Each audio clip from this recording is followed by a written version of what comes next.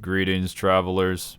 From beyond the fog. You already know the joke at this point. I can't believe that my generic greeting was used in Elden Ring. I'm really glad that Hidetaka Miyazaki wanted to give me a personal shout out. Elden Ring is only the most popular video game in all of human history, so you've probably heard of it at this point. I've been playing it a lot instead of working on YouTube videos, so I understand. I did stream it for about an hour of gameplay, and decided that I didn't like streaming the game at all. So I played it cold and alone in my dark basement like I do for every other video game, and I really started enjoying myself. So welcome to a half gameplay, half review video where I try not to spoil too much major stuff about Elden Ring. To start this off right up front, I absolutely hate open world video games. You often hear me scream like a banshee that games should be more compact and fun rather than long, just so that you can say the game offers X number of gameplay hours. Some of my favorite games over the years are surprisingly short, yet carry a good impact. Obviously, you want a game that you have to pay full price for to be reasonable in length, but that's diving down a rabbit hole that I don't really want to get into. The only open world game I was able to play without falling asleep for the entire duration and finished was Breath of the Wild, which is not my favorite Zelda game, but that's because it doesn't have a massive nostalgia factor. On the other hand, I do love the Soulsborne franchise, Bloodborne and Sekiro being my favorites, with Dark Souls 1 not being too far behind, and Dark Souls 3 being still pretty okay. I don't talk about that one. I will simply say one thing to all Dark Souls 2 fans. Adaptability. Tier list made. So liking the franchise up until this point, but hearing that they are switching to a genre that I don't typically like left me feeling rather conflicted. But I decided to pre-order the game, with the game that I pre-ordered before this one being Persona 5, simply because that's me instilling my blessing. And lo and behold, it's a fucking good game. You're welcome. I might as well gush about all the positives up front for this game. The presentation is absolutely top-notch. I don't think I've played a game in recent history that looks this good, has such phenomenal art direction, beautiful soundtrack, and world-class sound design on top of it to boot. It is absolute perfection for setting the mood of each area that you explore, from the grassy fields to the putrid, blood-stained wastelands that make you want to vomit. You know that great soundtrack to back up every Soulsborne boss that already exists? Just imagine that, except expanded into every other aspect of the game. Yeah, just think about that. Expanding a game and giving me more of the same high-quality content? Incredible. All of that is already a monumental achievement, but it somehow gets better from here. The combat is so silky smooth that I think every previous FromSoft title is going to feel like garbage by comparison. I am mostly being provocative with that statement, but each title improving upon established mechanics is a good thing. I love hearing people explain how to play these games when the answer is really, do whatever the hell you want. You could cower behind a shield and counterattack out of blocking, which appears to be the way that it's encouraged for you to play the first time, or you can be like me and play the Bushido Master, immediately throw my shield and bow away to dual-wield katanas for the entire playthrough, because dual-wielding the same weapon type gives you a unique moveset. This is known as power stancing for any of you nerds that insist I use the proper vocabulary, only for everyone to call the healing item Estus and Points of Grace bonfires, because the proper term is always what it's called in the original Dark Souls, or whatever it was called when the mechanic was introduced in a later game. With all the funny customization options and playstyle choices, the only downside is that I couldn't play this game as a cat-girl samurai. So yeah, I'm going to have to give it 0 out of 100,000. The game is going to kick your ass anyways, so you might as well get beat up while enjoying whatever playstyle you opt into. This is the part when I tell you that I play Souls for a very specific reason. I don't play these games because I want to feel like I overcome adversity. I play these games because I want to see my body get ragdolled into oblivion while some stupid generic enemy taunts me for being a loser. It's the perfect masochist experience. That's the real reason why using a shield is never going to be an option for me, because I either dodge or perish. Unfortunately for me, I've sunk too many hours into these games at this point, and I have become a gaming monster, the likes of which the world has never seen before. I have been conditioned to count exactly how many times a boss monster decides to swing and counterattack perfectly. So yeah, I died a few times in my playthrough, but most bosses did not take me more than 4 or 5 tries at most, until they didn't. I also ignored all the summoning mechanics and basically never crafted anything because you don't have to participate in gameplay mechanics if you don't want to, because who needs to craft resin when you are simply made of resin? This is when I tell you the second part of my playthrough. I used 2 katanas, but predominantly 1. The meteoric ore blade is one of the silliest weapons I have ever used in my entire life, which I obtained because I opened a chest that warped me to a high-level area where I decided to explore while avoiding combat and found the weapon, cheese-killed a dragon to get like 11 levels at that point in the game, and got enough intelligence to wield it and proceeded to dumpster everything else. I could have used spells in addition to this, but why do that when I found another katana known as Moonveil that also scaled with intelligence and had a weapon art that let me down enemies in 3 hits all the way through to the end of the game. Ah yes, a battle mage build without the mage part. Thankfully I got the ability to respec stats at that point in the game, and the item to do that was not hard to obtain either. Changing up your build to fit whatever playstyle you want has never been easier with this new technology. Not that I really wanted to change things, but when I realized that I could put all my stats from strength and dex into intelligence purely instead, and my weapons did the same amount of damage, I simply said, why not? I did have a bunch of spell slots sitting around and an extra wand, so I guess I could try to cast magic, but I never did anyways because I already had the blades. Now that you understand my mastery of the sword, Elden Ring is an open world game, which I already stated. Thanks to FromSoftware's insistence that every attack in the game is dodgeable in some way, it does not matter how pathetically weak you are, you can technically win. This lends itself pretty well to the big open world where you can run past bullshit in stupid high level areas and get equipment that you probably shouldn't have yet at that point in the game. But it's not like the devs care. They're not going to prevent you from getting it anyways. They simply let you do whatever you want with the game. Do you want to bash your head into a boss 50 times over and get good? Go for it. Want to explore and overgear and overlevel yourself for a boss that you're struggling on? Do it. Want to ignore something completely and do something else instead of feeling hard stuck? That's all an option. Right when I thought I had seen everything this game had to offer in terms of environments, it delivers another electrical shock straight to my cock with another spectacle, and then had me fighting for my life immediately after the shock value wore off. This is all cool until you find a similarly themed area on the opposite side of the map and you think to yourself, nice try, but I have seen this one before. Not that there aren't unique areas or that there aren't unique settings, but you will definitely experience at least 5 or 6 similar areas, and that's usually when I start to hate open world games. I don't even like it that much in this title. Oh yippee, it's Ruin number 27. It seems exactly the same as Ruin number 4. On top of that annoyance, some of the generic enemies are copy and pasted from previous titles, so I guess if it ain't broke, don't fix it.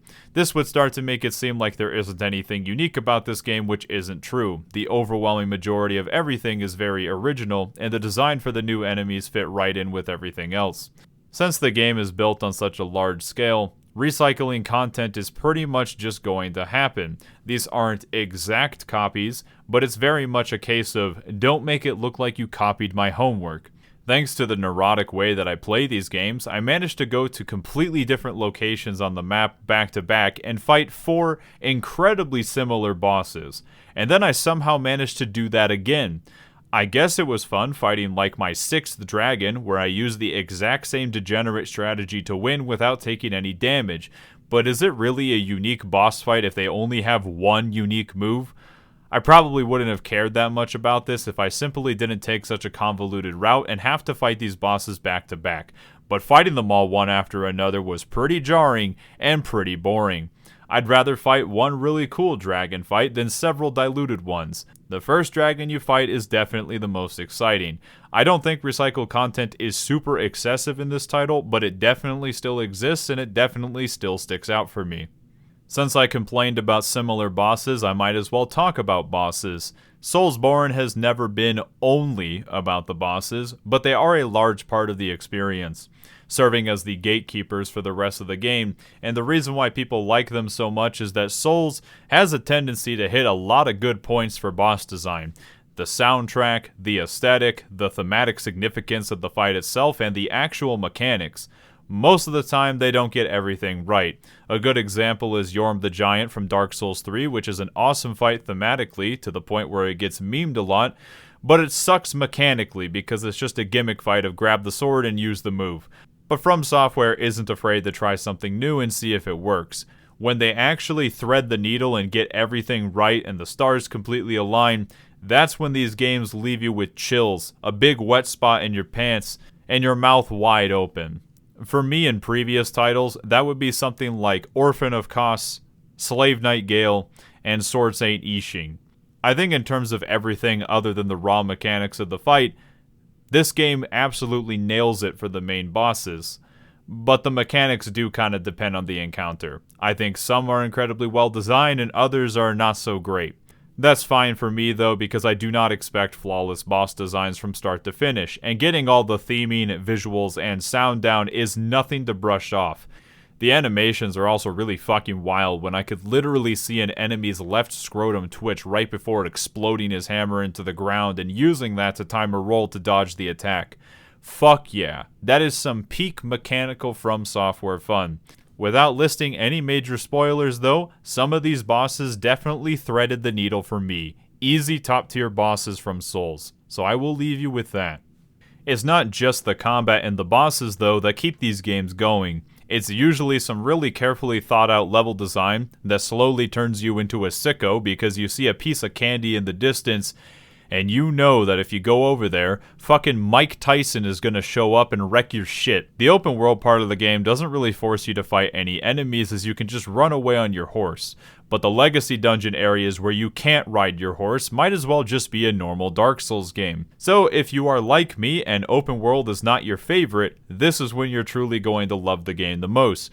Challenges that make you think to yourself, ah yes, can I go back to Blighttown instead? I love poison swamps that I could normally be immune to on horseback, but I can't use my horse in this area. At least rolling through the poison makes it stick on you after leaving the poison hellhole. You also have characters that you can interact with and do quest lines and start to care about them, only to watch them suffer as well, and have the game constantly remind you that you are worthless, only for the Tarnished to slowly evolve into the Doomslayer as the story progresses.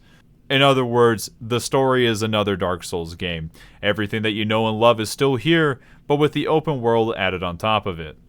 I did say to myself that I would at least finish the main campaign before giving a review of this game. I said that to myself after playing for 30 hours and having fun for that whole time. At that point, I think the rest of the experience could be the game equivalent of getting a colonoscopy, and I would say it's worth your time. I can't possibly think of a title that is known for petering out towards the end of its runtime, but people still like it for the best parts of the game. So I then proceeded to play the game for another 20 hours. And my conclusion is that towards the end of the experience, that's when the game goes from the open world fest and transitions into more of a traditional Souls level design through and through. It's kind of like exploring the world is all just about gearing up for the endgame, where it really starts to put your skills to the test. You begin to wonder if they made everything up until that point just to condition you into thinking that the game was easy before whipping out the real fast-paced, nail-biting bosses and enemies that make you want to pull your hair out. Only for all of this to culminate in some absolutely satisfying endgame cutscenes and typical Dark Souls conclusion.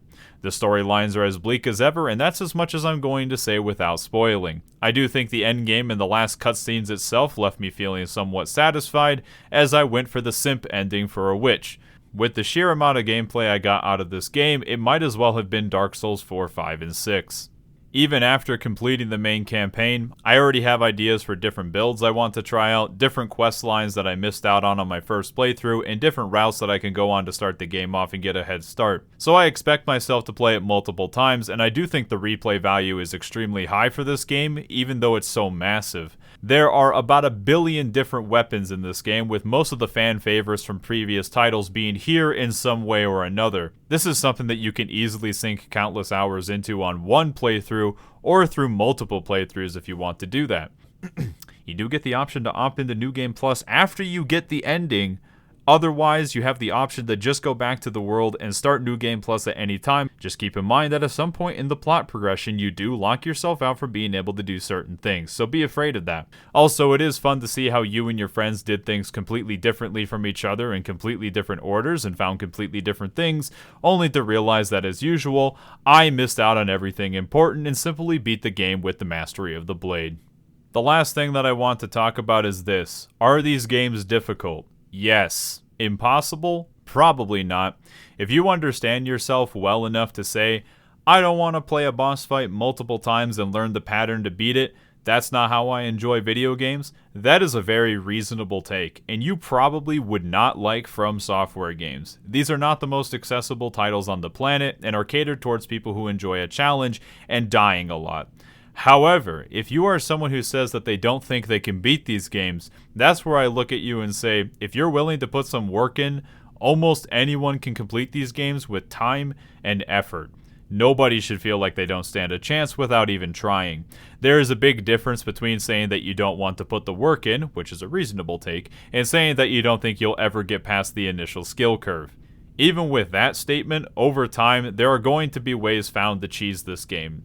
From getting powerful weapons early, to strategies against bosses that are going to invalidate them, to summoning allies to help you, to just over-leveling yourself to make it easier. Don't let some dumbass tryhard on the internet tell you that you are invalid for using the game mechanics to make it easier on yourself. Do I care if you even decide to modify the game to beat it? No, it's a single-player game. I just don't like the idea that these games are impossibly difficult when there are so many other games that are much, much more brutal. These games are oftentimes surprisingly fair until they aren't. Since they aren't the most accessible things on the planet, it's why I get annoyed that they get recommended so much. However, if you are on the fence and you're a little bit unsure, never be afraid to try it out, because past the initial skill curve, there is a lot to love about these titles. You can honestly pick any of them to start with. I think Elden Ring is a fantastic title to start with if you want to get into the series at all. Overcoming the walls these games put in my path continue to be some of my personal, most satisfying moments in video games. Is Elden Ring the ultimate innovator of video game design and the second coming of Christ? No. That would be the original Dark Souls, obviously, which is what brought about the rest of FromSoftware's rampage in the gaming market.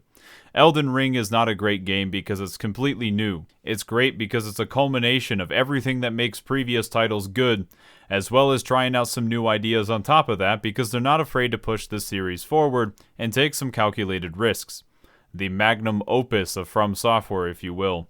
Even with my complaints about some limited recycled content within the game itself, and the horse combat being frustrating simply because the rest of combat is so incredibly polished, I'm okay with that, because I think they can make horseback combat better if they decide to iterate on the idea some more, just like how they've done for all mechanics in all of their titles. I hate how every single video game in existence has been compared to Dark Souls, and it's not the game's fault that any mouth breather on the internet decided that it needed to be this completely fabricated, perfectly crafted masterpiece that deserves to be put on a gold pedestal rather than just a good, solid game. At the same time, so many companies have tried and tried again to recreate the FromSoftware formula, and this title still proves that FromSoftware is the king of making FromSoftware games. No one is going to make a game like this that is punishing, contains some stupid bullshit, has ridiculous looking enemies and weapons that are so goofy they can make you laugh, along with rich world building, great visuals, great music, and great combat. Throw all of that into a blender and churn out something that you know is just a great game. Fuck Neo 2. Now let's get out there and try that stupid 2-target fight again. So fucking stupid. Fighting multiple enemies at the same time, huh, for a boss fight? Yeah, that's real creative. You really did it this time, Miyazaki. You're a fucking genius. Fuck you, I fucking hate this shit.